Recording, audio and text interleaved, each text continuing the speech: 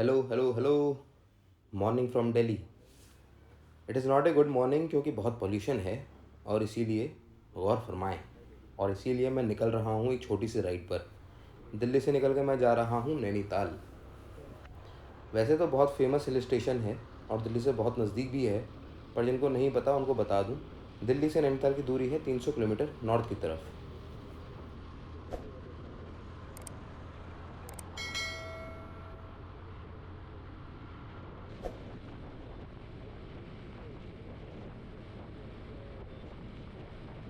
इससे पहले तुम लोग मेरी वीडियो में गलतियाँ निकालो तो मैं पहले ही बता देता हूँ कि मैं एग्जैक्टली नैनीताल नहीं जा रहा। Nainital is part of the plan, but आज की जो राइड है वो है दिल्ली से भोपाली। और इस ब्लॉग की स्पेसिफिकली बात करें तो मैं इसमें कवर करूँगा until Haldwani, which is right at the bottom of the hills going to Bhopali.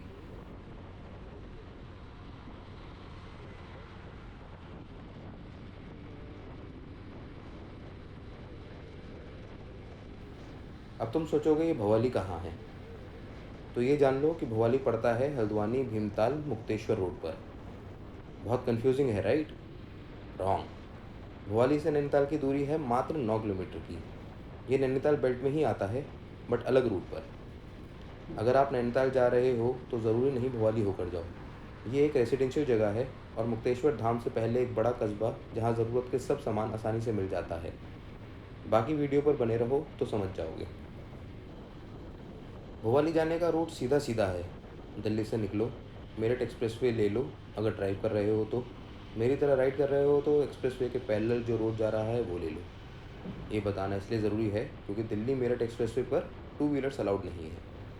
अब कुछ लोग हैं जो बोलेंगे rules are meant to be broken. तो चाचा, बात ऐसी है कि सीधा चालान 20,000 रुपये का है। उसके बाद भी बहुत डेयरिंग आए तो करके देख लियो। इसी बात पर मुझे सामने पुलिस नज़र आ रही है जो एक्सप्रेसवे की हापुड़ वाली एग्जिट पर ही बैठी है। चलो इनसे कुछ सवाल पूछ लेता हूँ।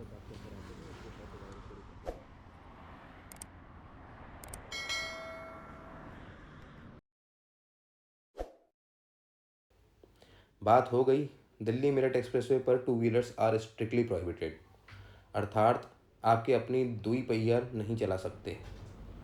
बहुत दुख की बात है, पर खुशी की बात यह है कि इसके पैदल ही रोड है जो इक्वली अच्छा है और वो सबके लिए ओपन है। भाई वाह।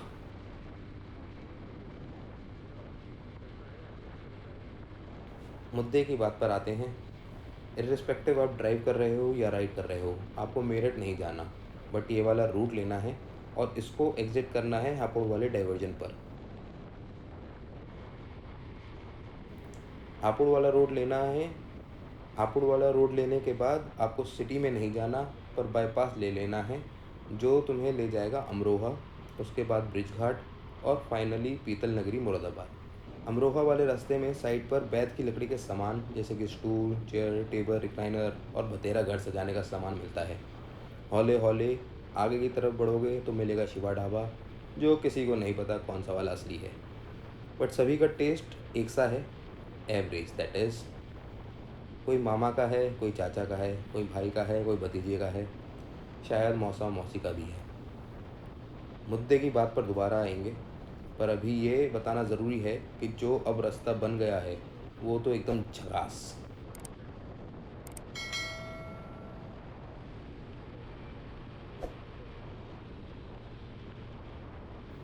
मतलब दिल्ली से नैनीताल अब 6 घंटे की ड्राइव हो गई है, पर इस रास्ते पर जो पहले ढाबे और शॉप्स थे वो सब ख़त्म हो गए हैं क्योंकि मेजर पोर्शन जो है इस हाईवे का वो एलिवेटेड है। रोड की कंडीशन तुम देख ही रहे हो। ये है तो मस्त रोड।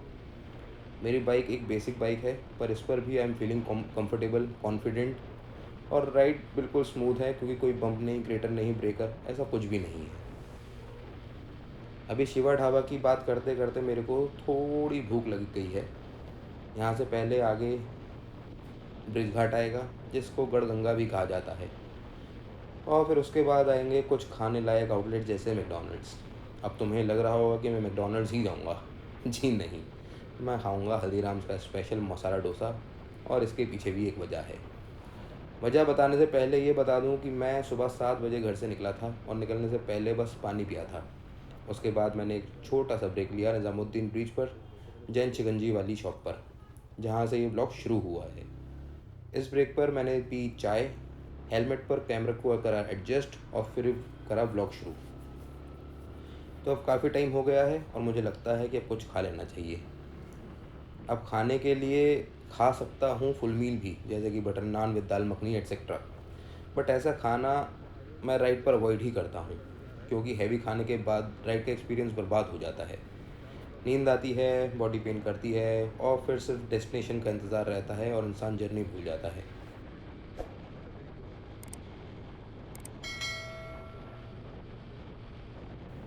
इसी के साथ लेते हैं एक छोटा सा ब्रेक, क्योंकि बैटरी लो इंडिकेटर आ गया है कैमरे के अंदर।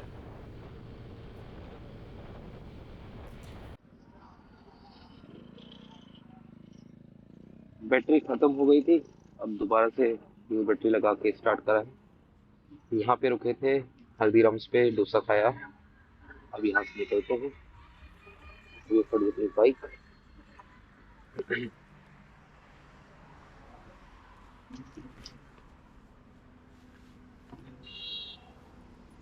इस बाइक का एक एडवांटेज, ये टूरर नहीं है, बट इसमें उन्होंने एक अच्छी चीज दी है, वो है यूएसबी।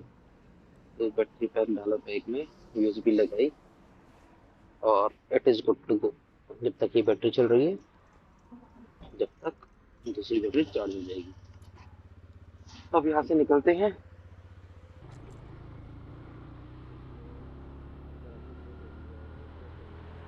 ब्रेकफास्ट हो गया, गोप्रो की बैटरी चार्ज पर लगा दी, वीडियोस का बैकअप ले लिया और अब मैं निकल गया हूँ दोबारा राइड पर। मौसम मस्त हो रहा है, ना गर्मी है ना सर्दी है, प्लेजेंट वेदर है with a hint of fog at some patches. Roads भी बढ़िया हैं ओवरऑल। कुछ पैचेस हैं जहाँ अभी काम चल रहा है, बट डाइवर्जेंस नहीं है और ना ही जैम है। ये सब तो ठीक है, बट लोगों का क्या करें।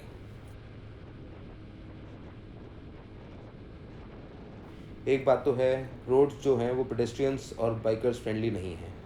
कहीं भी चले जाओ, except some portions of south India, roads पर बाइक राइडर्स और पेडेस्ट्रियन की कोई रिस्पेक्ट नहीं करता। इसलिए इम्पॉर्टेंट ये है कि राइड करते टाइम बाइक पर पूरा कंट्रोल रखें। You should ride the bike and not let it ride you. Anyways, ऐसे नमूने तो रोड्स पर बतेरे मिलेंगे, इससे परेशान नहीं होना।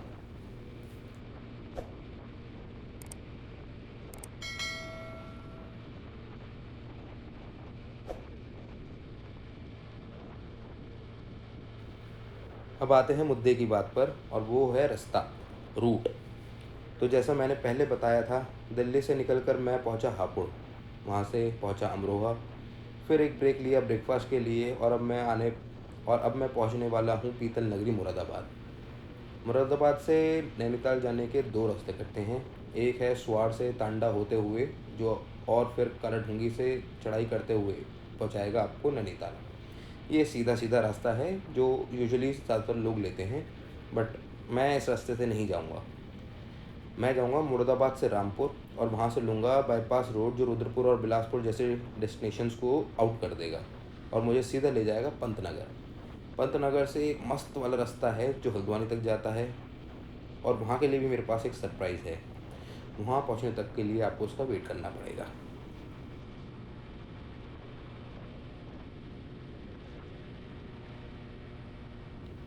तो ये मैं हूँ मुरादाबाद बरेली हाईवे पर।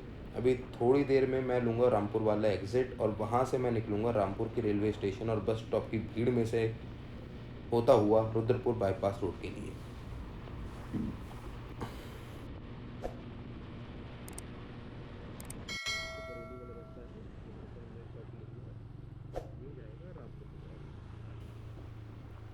और इसी के साथ मैं पहुंच गया रामपुर एग्ज़िट। यहाँ ये रिवर साइड व्यू होटल है, ये बहुत मस्त है। एक बार स्टे किया था मैंने। इसका टैरिफ अच्छा है और खाने का टेस्ट भी बहुत मस्त है। इम्पॉर्टेंट ये है कि एक्सपेंसिव नहीं है।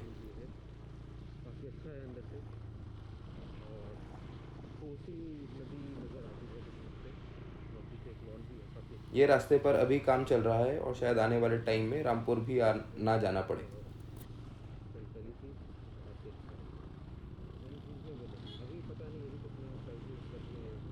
एनीवेज, रामपुर रेलवे स्टेशन के सामने एक हलवाई की शॉप है जो बनाता है ज़बरदस्त चाय और समोसे।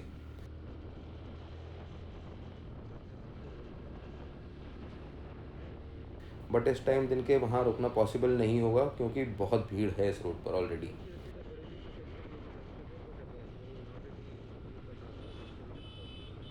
वो रेलवे स्टेशन के सामने है तो लाजमी है कि इस टाइम वो फुल चल रहा होगा। तो देखते हैं नेक्स्ट कहाँ रुका जाए। ब्रेक तो चाहिए मुझे अब, क्योंकि अब फ्रेश भी होना है और मुझे लगता है गोप्रो की बैटरी भी जाने वाली है। Welcome back again. ये रुद्रपुर से अभी हम मैं हूँ रुद्रपुर से अभी अराउंड 15-20 किलोमीटर्स पहले यहाँ पे चाय के लिए, पानी के लिए, फ्रेश होने के लिए ब्रेक लिया था। यहाँ से स्टार्ट कर रहे हैं। अभी टाइम हो रहा है 12:30। टोटल दिल्ली से अभी तक मैंने राइड करी है 221 किलोमीटर्स। यहाँ से स्टार्ट करते हैं। Hopefully all will be well.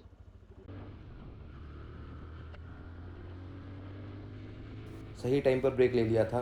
GoPro की बैटरी ऑलमोस्ट ख़त्म थी और स्टोरेज फुल होने ही वाला था। पर इन सबसे ज़्यादा इम्पोर्टेंट था हेलमेट की सफाई करना। हेलमेट का वाइज़र इतना गंदा हो गया था कि अब साफ़ करके हाई डेफिनेशन व्यू आ रहा है।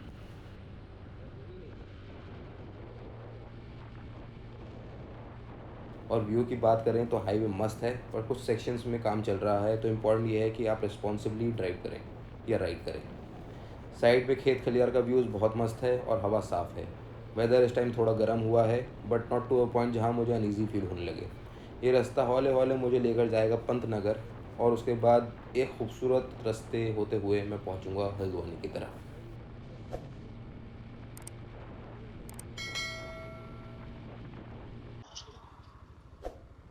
ये वो रास्ता है जो मैं बता रहा था। पंत नगर के बाद जो हल्द्वानी तक का रास्ता है, ये लेफ्ट और राइट साइड में जंगल, यहाँ पे फ्रेश फ्रूट्स, जो भी सीजनल फ्रूट्स होते हैं वो मिलते हैं। और छोटा सा पैच है बट ये बहुत खूबसूरत है।